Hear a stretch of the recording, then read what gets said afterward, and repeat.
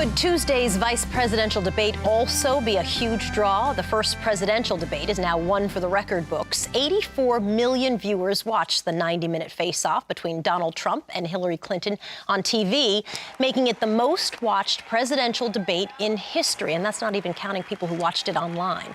But did either candidate do enough to overcome their high negatives? And what, if anything, can their running mates do to help them? Cornell Belcher is a Democratic pollster who also worked with Barack Obama's campaign. Republican strategist Bruce Haynes has advised the Republican National Committee. Nice to see you both.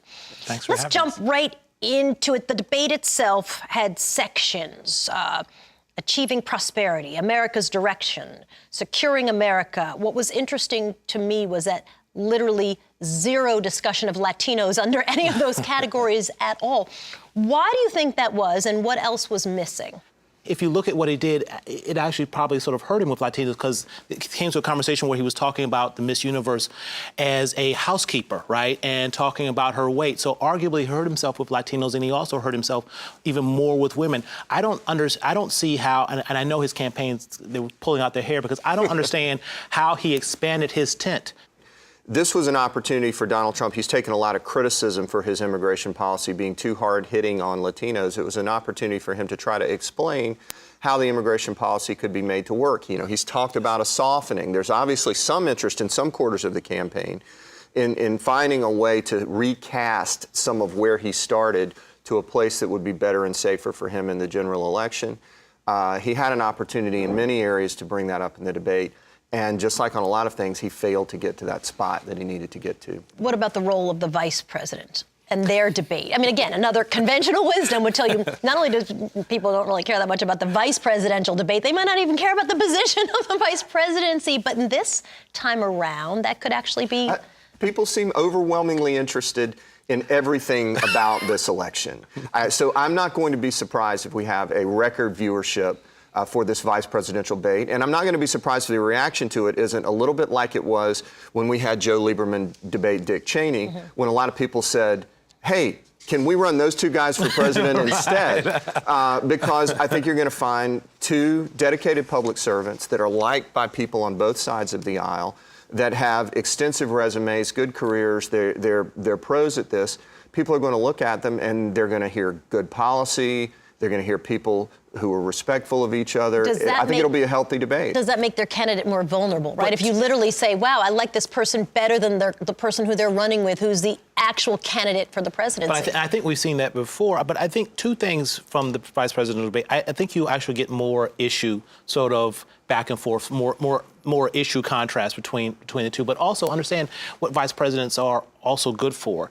You know, if you go back to 2012, after Obama's first debate with Romney, which most people think the president didn't do very well, right? And there was sort of panic among sort of the Democratic voters. And then Joe Biden came in and rallied the base of the party, because he was able to go after Paul Ryan. Interesting. I spent the day yesterday with millennials who are actually very politically engaged and completely disengaged in this election. I've never actually met somebody who knew so much about the issues and cared about politics in general and had no interest at all at the current election. It is something that's keeping the Clinton campaign up late at night. I mean, if you look at 2008, so that 2008, going into the Obama campaign, we knew we had to expand the electorate, right? And so 11% of our electorate in 2008 were new voters.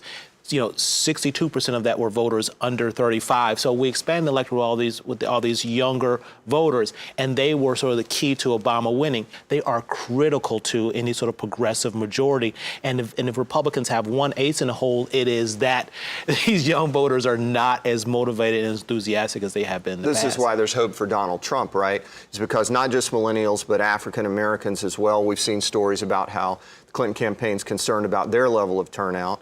And Donald Trump seems to be bringing a few new people into the process. You know, some of these Rust Belt voters who are dissatisfied with the economy, skeptical of whether or not open trade has been a good thing for them. They have cultural concerns that are sort of reflected in the immigration debate.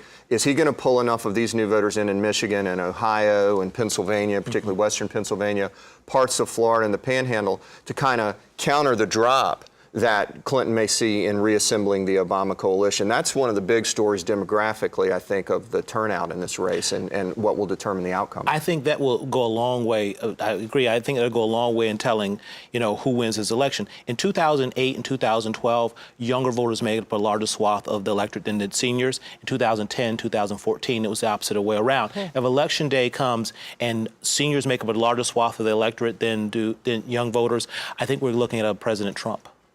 That's how powerful and important they are. And I get annoyed when young people say, my vote doesn't matter, my vote doesn't count. So that there's not a more powerful 24-year-old anywhere in the world than, say, a 24-year-old in Cleveland.